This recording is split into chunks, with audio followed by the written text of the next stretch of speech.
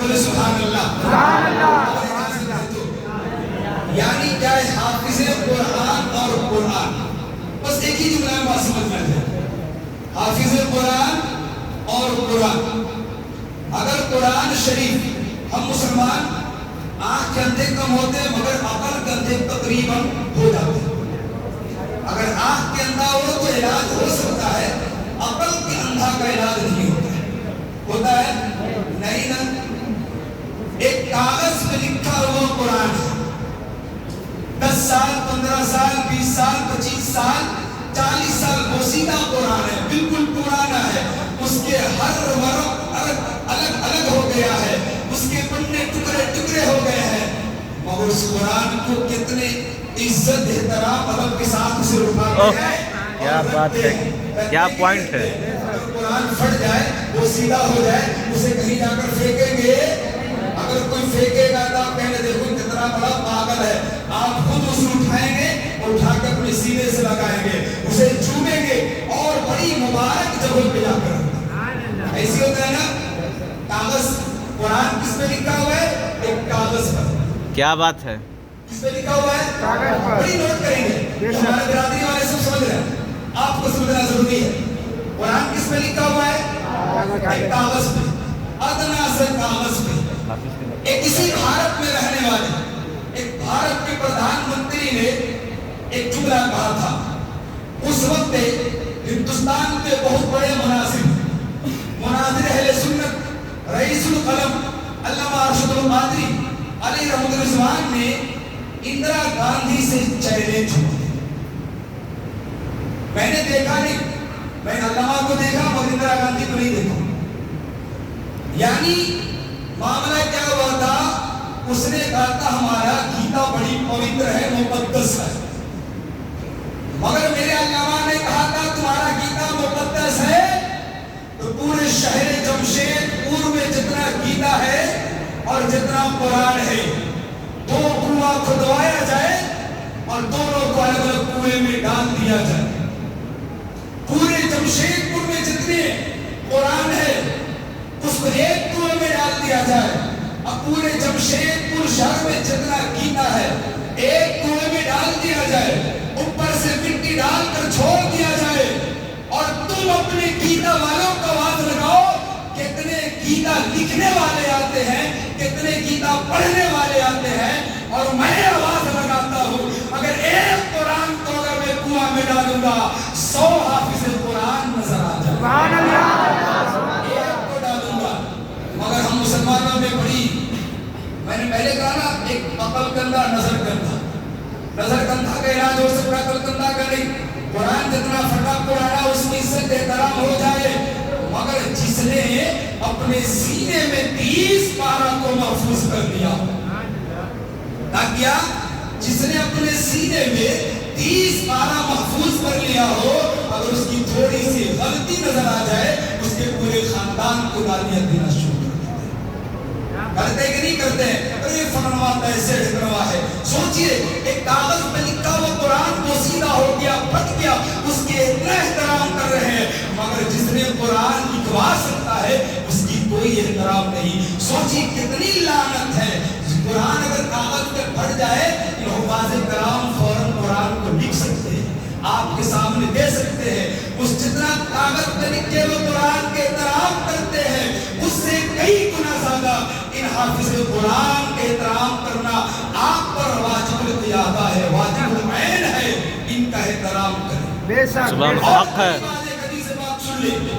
آج ماشاءاللہ نے آپ لوگوں نے بڑی تحفہ طائف نوازی, مگر القیامت کے دن سب لوگ نفسی نفسی کے عالم میں ہوں گے, سب لوگ پریشان ہوں گے, مگر ایک حافظ قرآن کے ماں باپ شرابی ہوگا, جواری ہوگا, بے نمازی ہوگا, عیاشی ہوگا, برائی کرتا ہوگا, مگر اس حافظ قرآن کے ماں باپ کے سروں پہ جس کے بارے میں اللہ نے قرآن میں فرمایا وَمَنْ يُطِعِ اللَّهَ وَالرَّسُولَ فَأُولَئِكَ مَعَ الَّذِينَ أَنْعَمَ اللَّهُ عَلَيْهِمْ مِنَ النَّبِيِّينَ وَالصِّدِّيقِينَ وَالشُّهَدَاءِ وَالصَّالِحِينَ وَحَسُنَ أُولَئِكَ رَفِيقًا. اللہ، یعنی انبیاء کی جماعت ایک طرف ہوگا، شہداء کی جماعت ایک طرف ہوگا، صالحین کی جماعت ایک طرف ہوگا، نبیین کی جماعت ایک طرف ہوگا، تمام جماعت ایک طرف ہوگا، مگر اسی جماعت میں حافظ قرآن کے ماں باپ ہوں گے۔ سبحان اللہ۔ اسی جماعت میں حافظ قرآن کے ماں باپ ہوں گے۔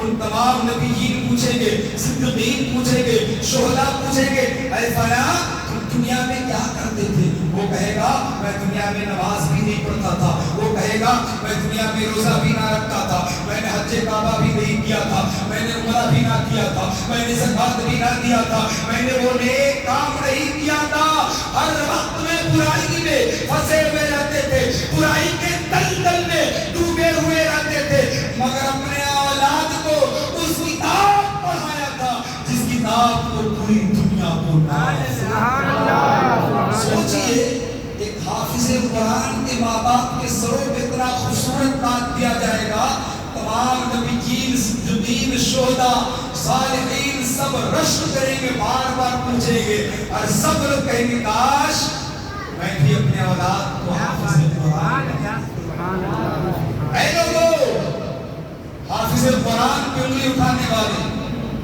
نکتہ چینی کرنے والے، ایک بات لے لو، اللہ تعالیٰ تجھے اولاد دیا ہے، تیری اولاد کو حافظ قرآن بنا دو۔ اور ایک شرط بتا دے رہا، سب کے اولاد حافظ قرآن نہیں بنتا، جس کا باپ اپنے اولاد کو حلال رزق کھلایا ہوگا اسی کا اولاد حافظ قرآن بن سکتا ہے۔ بے شک حق ہے۔ جس کے باپ نے اپنے اولاد کو حرام جیسا دیا ہوگا، پوری زندگی مدرسہ میں رہ جائے گا، پھر بھی قرآن نہیں یاد کرتا ہے پوری زندگی، کیونکہ قرآن سینے میں آنے کے لیے بدن جس طرح پاک ویسے رزق بھی پاک ہونا چاہیے۔ اس لیے میرے عزیز ایک بات اور لے لیں، ایک بات اور بیان کر دوں، ایک بات کر دوں نا، کیونکہ میں پوری جن کو سمجھ رہا ہوں تکلیف ہوتی ہے، تو مجھے بھی تکلیف ہو رہی ہے، میں بھی روزہ رکھا ہوں، آپ بھی روزہ رکھتے ہیں، مگر آج بیداری کرنا ہے، جیسے ابھی ہمارے نوجوان، کل سے تراویح تو ختم ہو گئی ہے نا، تراویح نہیں کل تو پڑھنا، تراویح ختم، اعلان بھی ہو گیا، تراویح ختم ہو گیا، یاد رکھیں تراویح چاند رات تک کی ہوتی ہے۔ اور دوسری چیز ہمیں بتا دیتا ہوں، قرآن کب نازل ہوا؟ بڑی نکتہ کی بات، جتنا موبائل والے نے سرچ کرنا، یہ قیامت کی پیشن گوئی میرے مصطفیٰ نے آج سے 1500 سال پہلے بتایا تھا، اور بالکل سامنے آ رہا ہے۔ قرآن کب نازل ہوا؟ آج سے 1500 سال پہلے۔ جب قرآن نازل ہوا تو اس میں زیر زبر پیش آیا تھا، آیا تھا نہیں آیا تھا؟ ادھر جو بیٹھے حضرات ان سے پوچھ رہا ہوں، جو باتیں کر رہے ہیں ان سے میں پوچھ رہا ہوں، آیا تھا نہیں آیا تھا؟ یعنی کئی سو سال کے بعد ایک ظالم بادشاہ، ایماندار بادشاہ نہیں، نیک بادشاہ نہیں، بلکہ ظالم بادشاہ نے حق ہے۔ قرآن پر اعراب لگوایا، زیر زبر پیش، مد گننا، جزم، چھوٹی مت بڑی مت، جن کا نام تھا حجاج بن یوسف۔ کیا نام تھا؟ حجاج بن کئی سو سال یوسف۔ کے بعد قرآن پہ زیر زبر لگایا گیا، لگوانے والے کون؟